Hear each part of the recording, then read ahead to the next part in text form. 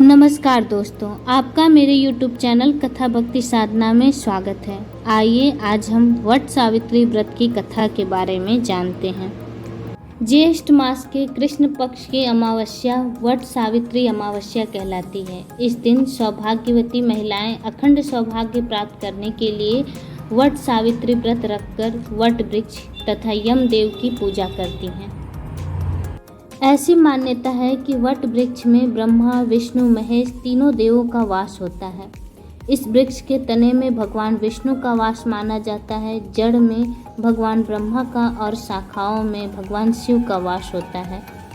What की लटकती शाखाओं को सावित्री स्वरूप मानते हैं, इसलिए ये पूरा वृक्ष पूजनीय हो जाता है। वट वृक्ष लंबे समय तक अक्षय रहता है, इसलिए इसे अक्षय वट भी कहते हैं। यही कारण है कि हिंदू धर्म में इस वृक्ष को पूजनीय माना गया है। पौराणिक मान्यताओं के अनुसार अश्वपति नाम के एक राजा थे। उनकी कोई संतान नहीं थी। राजा ने संतान प्राप्ति के लिए यज्ञ करवाया, जिसके कुछ समय पश्चात उन्हें एक कन्या की प्राप्ति हुई। उसका नाम उन्होंने सावित्री रखा। सावित्री बहुत रूपवान और गुणवान थी। उनके अनुरूप योग्य वर न मिलने के कारण सावित्री के पिता बहुत दुखी रहा करते थे।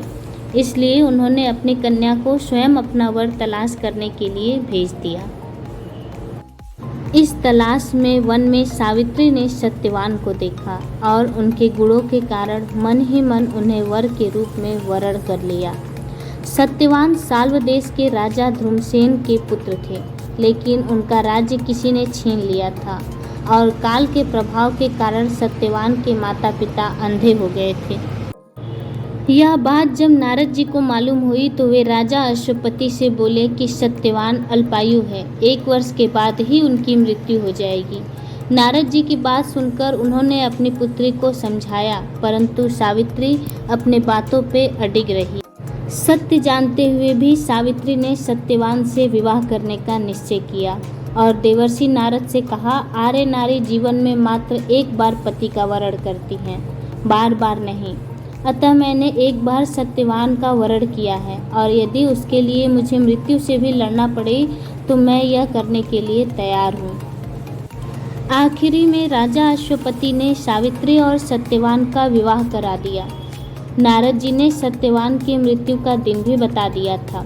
सत्यवान की मृत्यु का समय निकट आने पर मृत्यु के 3 दिन पूर्व ही सावित्री ने अन्न जल का त्याग कर दिया था।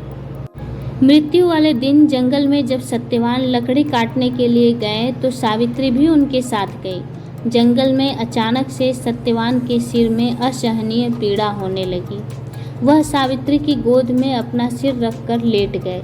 थोड़ी देर में यमराज अपने दूतों के साथ वहां आए और सत्यवान के प्राण को लेकर दक्षिण दिशा की ओर चल दिए।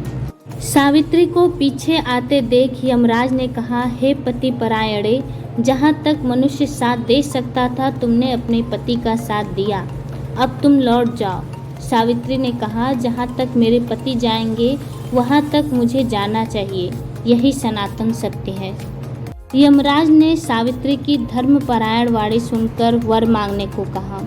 सावित्री ने कहा, मेरे सास ससुर अंधे हैं, उन्हें नेत्र ज्योति दे। यमराज ने तथावस्तु कहकर कहा, अब तुम लौट जाओ। लेकिन सावित्री अपने पति सत्यवान के पीछे पीछे चलती रही। यमराज ने कहा, देवी तुम वापस जाओ। सावित्री ने कहा, भगवान मुझे अपने पति के पीछे चलने में कोई परेशानी नहीं है, पति के पीछे चलना मेरा कर्तव्य है। यह सुनकर उन्होंने फिर से उसे एक वर मांगने को कहा। सावित्री बोली, हमारे ससुर का राज्य छिन गया है, उसे पुनः वापस दिला दें। यमराज ने सावित्री को यह वरदान भी दे दिया और कहा, अब तुम लौट जाओ। लेकिन सावित्री पीछे पीछे चलती रही। सावित्री की पति भक्ति व निष्ठा को देखकर यमराज पिघल गए। उन्होंने एक और वर मांगने के लिए कहा।